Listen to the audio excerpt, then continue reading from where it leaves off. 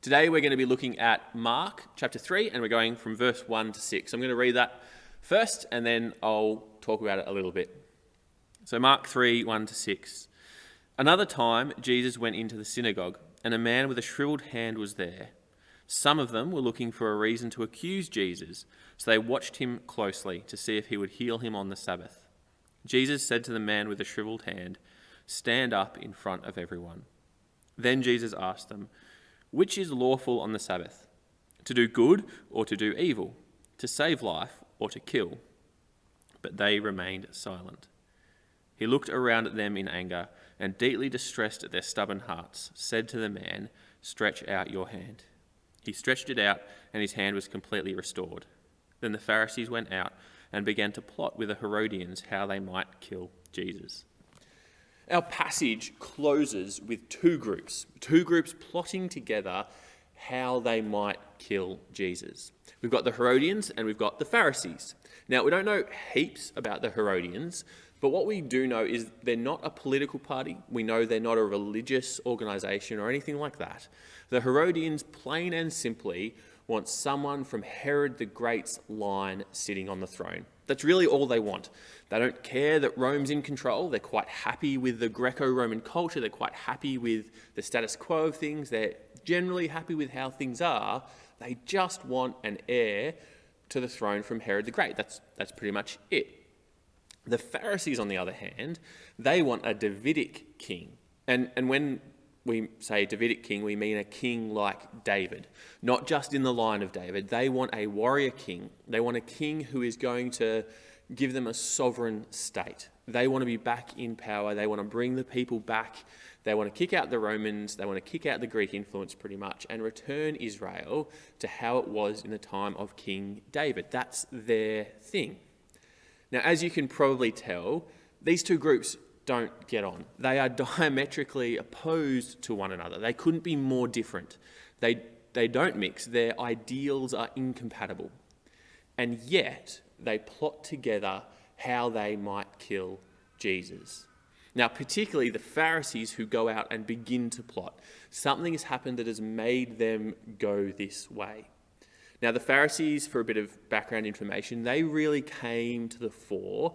They really get their ideals, their fervour from a post-exile view of the law. So when Ezra and Nehemiah, we've just finished that in our daily readings, when Ezra and Nehemiah kind of come back to Jerusalem and restore Jerusalem and rebuild it after their captivity, their exile, they go through a whole heap of reforms. Ezra finds the book of the law and reads it out loud, and the people of Israel, the people of Jerusalem, understand that they haven't been doing, they failed to do, their ancestors failed to do what was required. And so they go about trying to kind of redo those things, to get back into a pattern of holiness before God. Nehemiah, particularly, when he comes back a second time, he sees a whole heap of people buying and selling on the Sabbath. And he gets very upset about this and stops all of that. But he goes further. It's not just stopping buying and selling on the Sabbath. He actually closes the gates to the city the night before, and he posts guards on the wall who tell the merchants who are waiting there, so merchants from Tyre and Sidon who don't follow those Sabbath laws at all, they're not Jewish, they're waiting outside ready to come in and sell, and they're told that if they're there in the morning, they'll be arrested. Nehemiah is trying to stop people doing the wrong thing on the Sabbath. And in a positive way, looking at what the Pharisees kind of came up with in a positive way, their intent is to stop people breaking God's law. That's their intent. And so to do that, they created rules and they created regulations that would help stop people from breaking the law. If we want to couch it in good terms, it sounds like a good thing. But what had happened is they'd lost that distinction. They'd lost the distinction between what God had commanded and following God's laws and not breaking God's laws and their own.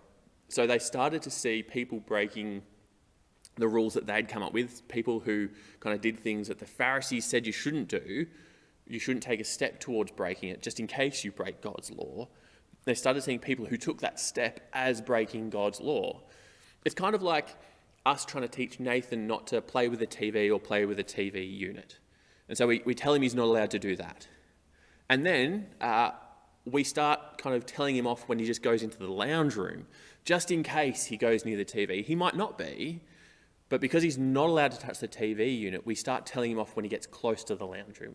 More and more rules come in place to stop him doing something which really he could be doing nothing wrong at all. It's that kind of thing where the Pharisees came up with rules that were intended for good, but it became a burden. It became quite difficult. It became very rigid. And this is one of those moments. Jesus is in a synagogue on the Sabbath, and there's a man there with a shriveled hand, and Jesus actually gets him to stand up in front of everyone. Everyone can see the situation he's in.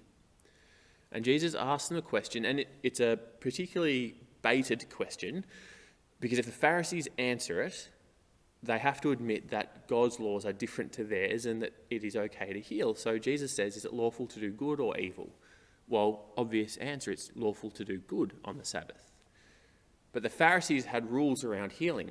One of those rules was that if you were to render medical assistance to somebody on the Sabbath, it could only be in matters of life and death. So if the person wasn't going to die on the Sabbath, then you weren't allowed to render medical aid. You cut your finger and you're bleeding, too bad, you just got to let it bleed, you're not going to die from it. You can't get medical aid given to you. And so their kind of thing is looking at this man with a shriveled hand and going, it's not life and death. Now Jesus looks at this man with a shriveled hand with compassion. He's not in a good situation, his hand is messed up. And Jesus is out to heal people, to bring them restoration. Jesus is angry at how rigid they are. See, the Pharisees' religiosity had got in the way of their generosity. They were more interested in their clauses than compassion. They were so rigid and set. They were so concerned with not breaking their rules and their boundaries, just in case, that they weren't willing to show love and compassion to this man, or anyone for that matter. And they should have known better, and that's Jesus' continual beef with the Pharisees. They were the ones who should have been doing it right, and they weren't. And so Jesus is angry at them for how stubborn they are to be compassionate and show love. And he heals the man. And this is humiliating for the Pharisees. In public, Jesus has questioned their authority. In public, Jesus has asked them a question that they can't answer. Well, they can. It just means that they have to admit that they're wrong. And they don't want to do that. And so Jesus humiliates them, because they're unwilling to be humble and accept their position before God. That's their issue with Jesus. And so they go off to the Herodians, because Jesus is a threat to both. The Herodians are looking at Jesus and they're thinking that Jesus is going to be just like all the other ones who came before.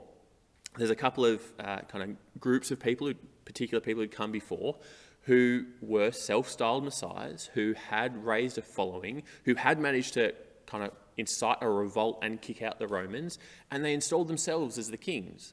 And obviously Jesus, if he's doing that, he's not in the line of Herod the Great.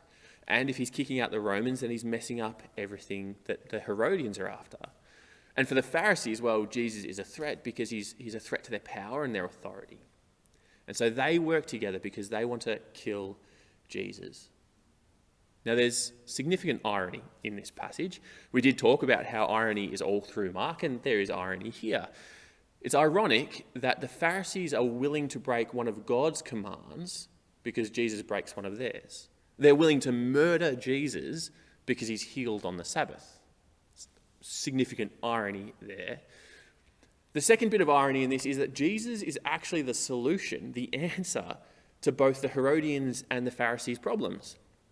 Jesus is the one who could reconcile their issues. Jesus doesn't care about the geopolitical powers. He doesn't want to be king of a particular part of the world. He's the king of the universe.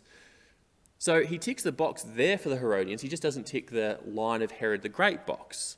And that's too bad for them.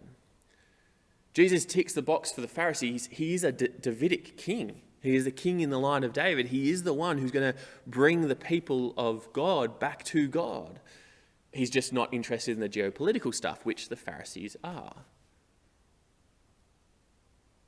The thing that we've got to take away from this, there's a couple of things we could. There's just two that I'd like us to focus on.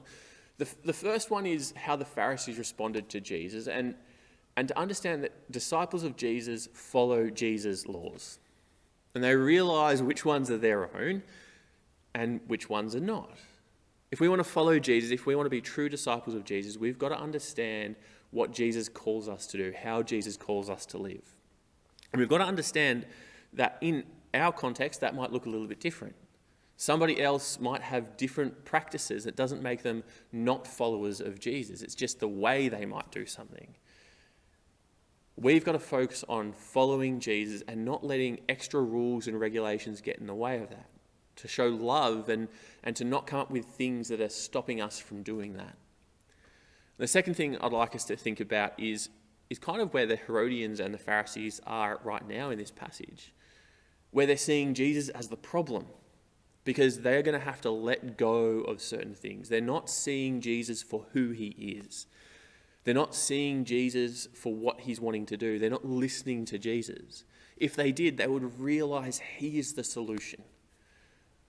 For us, there are times where we don't see Jesus for who he is. We don't listen to Jesus. And so he asks us to give up things that we think is just, it's too hard.